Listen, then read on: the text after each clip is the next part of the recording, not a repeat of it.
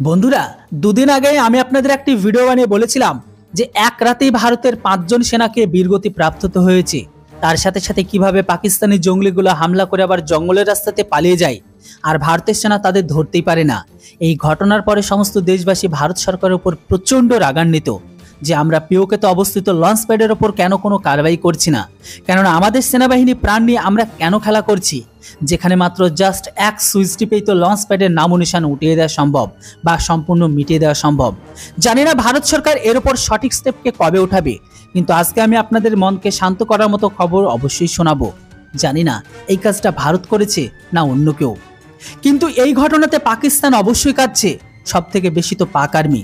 কেননা বন্ধুরা, কাল পর্যন্ত এই পাক সেনা ভারতের সেনার মৃত্যুতে অনেক আনন্দ পাচ্ছিল, কিন্তু আজকে তাদের সেনার মৃত্যুতে ওরা এখন অনেক কষ্ট পাচ্ছে।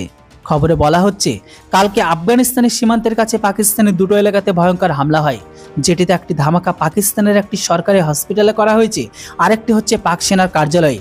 এই বোম ধামাকায় 10 জন পাকিস্তানি সেনা মারা যাওয়ার খবর বেরিয়ে আসে। হয়তো হতে পারে এই ডেটাটা এর থেকেও বড়, কেননা এই ধ্বংসস্তূপের থেকে আরো বডিকে বের করা হচ্ছে। যতক্ষণ আপডেটটি পাবেন ততক্ষণই সংখ্যাটা আরো বাড়তে পারে।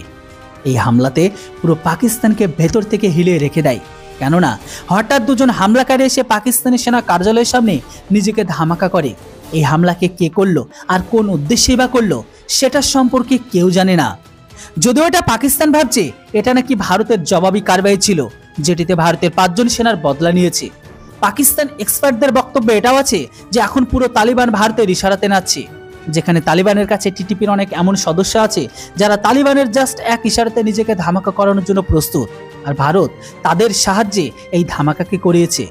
যদিও এটাকে নিয়ে পাকিস্তানের কাছে কোনো শক্তপোক্ত প্রুফ তো নেই। রিপোর্টে এটাও বলা হচ্ছে এই হামলার পরে পাকিস্তানের সাধারণ লোকজন পাকিস্তানের পিএম শাহবাজ শরীফকে সবাই গালাগালি দিতে শুরু করে।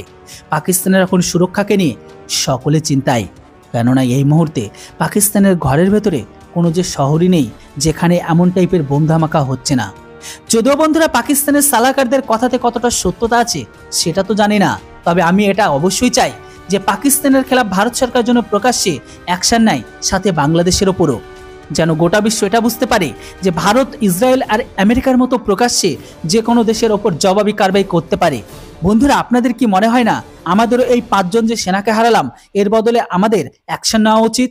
আপনাদের বিচার অবশ্যই আপনাদের কমেন্ট বক্সে লিখে জানান। আর হ্যাঁ, ভিডিওর ইনফরমেশন ভালো লাগলে অবশ্যই চ্যানেলটিকে সাবস্ক্রাইব করুন। Thanks for watching. জয় হিন্দ, বন্দে মাতরম।